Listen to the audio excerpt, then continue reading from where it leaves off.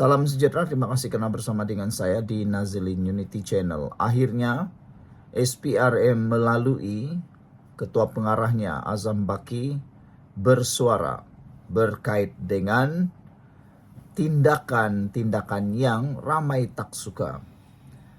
Selepas dimaki hamun, dihentam habis, akhirnya Azam Baki bersuara. Kata Azam Baki, kalau siasat kena ikut cakap orang, baik tutup saja SPRM. Yang ini ramai yang setuju. Para pengulas politik dan penganalisis politik setuju dengan apa yang dikatakan oleh Azam Baki ini. Yaitu, sepatutnya SPRM boleh berdiri sendiri tanpa arahan sesiapa. Apalagi kalau ikut arahan daripada pembangkang maupun NGO dan sebagainya. SPRM tak perlulah dengar arahan daripada sesiapa, terutamanya NGO yang berselindung atau kadang-kadang disalahguna atau hanya diperalatkan oleh kepentingan peribadi, kepentingan politik maupun parti tertentu. Jadi sangat tepatlah Azam Baki kata, kalau siasat kena ikut cakap orang, baik tutup saja SPRM. Ketua Pesuruhjaya Anti Rasuah, Agensi Anti Rasuah Negara hari ini membidas pihak pengkritik kerana dilihat cuba menentukan hala tuju siasatan mereka dalam kes-kes berprofil tinggi. Menurut Azam Baki, Pegawai Suruhanjaya Pencegahan Rasuah Malaysia SPRM, yang terlibat akan menentukan sendiri siapa yang perlu dipanggil untuk membantu sesuatu siasatan berdasarkan dapatan mereka, bukannya berdasarkan persepsi orang ramai. Kalau nak kena ikut semua orang yang orang cakap dalam media sosial, baik tak payah ada SPRM ni. Lebih baik tutup saja, kata beliau. Kamu siapa nak suruh-suruh kami panggil orang yang perlu disiasat dan sebagainya, kata Azam Baki lagi. Mengapa kita perlu dengar cakap orang yang tak tahu hujung pangkal siasatan SPRM? Katanya kepada Malaysia Kini hari ini. Tambah Azam lagi, dia tidak boleh mendedahkan dapatan dalam siasatan SPRM, tetapi ada sesetengah pihak yang suka membuat kesimpulan sendiri tanpa mengetahui kedudukan sesuatu kes.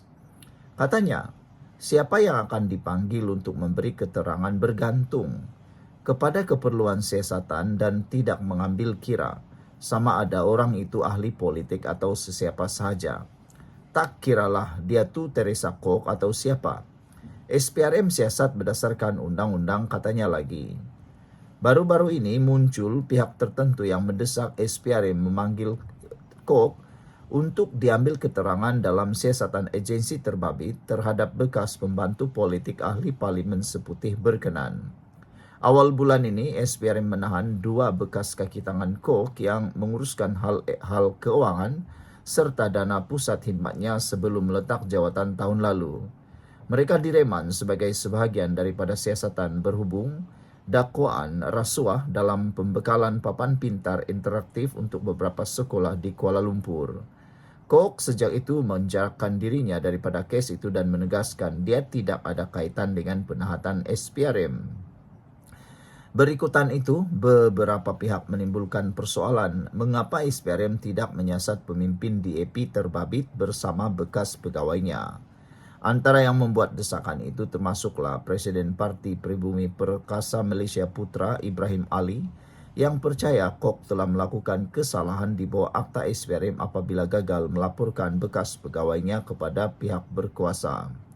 Sementara itu, dalam perkembangan lain, Azam Baki berkata bekas Perdana Menteri Ismail Sabri Yaakob akan dipanggil semula untuk memberi keterangan selepas sambutan Aidilfitri minggu depan. Sekian dulu untuk kali ini, jangan lupa tinggalkan komen anda. Salam sejahtera, terima kasih kerana bersama dengan saya di Nazilin Unity Channel. Saudara-saudara sekalian, dulu bukan main lagi walaun pembangkang Perikatan Nasional memaki hamun Mat Sabu, sehingga makian hamunan mereka itu, ejekan mereka itu kepada Mat Sabu kadang-kadang sudah di luar normal. Ada yang sehingga berani mengejek, menghina, melampau.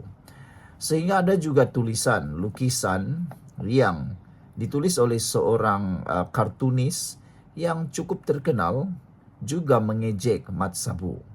Ejekan itu disambut oleh Mat Sabu dengan satu tindakan profesional apabila Mat Sabu tak marah, tetapi mohon supaya didoakan terus dan semoga dapat bantuan baik daripada netizen keluarga Malaysia. Sebelum kita teruskan, jangan lupa tinggalkan komen Anda. Siapa yang ada masalah gout, kencing manis, tinggi darah, tekan butang produk yang ada dalam video ini. Saya kongsikan kepada Anda produk yang terbaik, murah dan berkesan. Ramai orang sudah menggunakannya, ramai memberikan keterangan ataupun testimoni yang luar biasa. Jadi beli sekarang sebab sekarang ini harganya cukup murah dengan promosi raya dan juga stoknya sangat terhad. Cepat beli, sediakan payung sebelum hujan. Sekarang mari kita lihat laporan. Sekarang mereka duk puji Abang Mat Sabu. Bila naik harga, mereka maki balik. Wah, Menteri Pertanian dan Keterjaminan Makanan Datuk Seri Muhammad Sabu mengambil maklum mengenai harga telur yang kini dijual pada harga yang sangat murah. Beliau berseluruh mengatakan hari ini beliau dipuji, tetapi jika harga makanan naik, beliau akan dimaki balik. Telur sekarang ini agak murah dan orang semua duk tulis dalam sosial media. Duk puji Bang Mat lah. Puji sat, puji sekejap, kot. Esok jadi apa? Harga naik kena maki terus balik, ujarnya berhas sahaja dalam satu klip video yang dikongsikan di TikTok. Saudara-saudara sekalian, hari ini Harapan Daily melaporkan harga telur di pasar raya jatuh mendadak menjelang Hari Raya Aidilfitri beberapa hari lagi. Orang ramai berkongsi di media sosial harga terkini bekalan itu yang jatuh sekitar RM5.99 untuk sepapan telur grade C berbanding harga asal RM11.40. Ada beberapa tempat menawarkan harga RM2.99 untuk sepapan telur grade D. Ion Mall Ipoh, Kelebang, menerusi pasar raya yang turut menawarkan harga runtuh untuk sepapan telur grade B. Ia dijual pada harga RM8.50 berbanding RM12 sebelum ini. Wow. Inilah yang dikatakan kejayaan demi kejayaan. Ini yang dikatakan proses. Tapi biasalah, walaupun pembangkang tak suka dengan proses, mereka suka kalau harga terus runtuh begitu saja. Tapi kita harus membenci dan memberikan kredit kepada Abang Mat Sabu ataupun Mat Sabu kerana kesabaran beliau mengurus takbir semua berkait dengan pertanian dan keterjaminan makanan.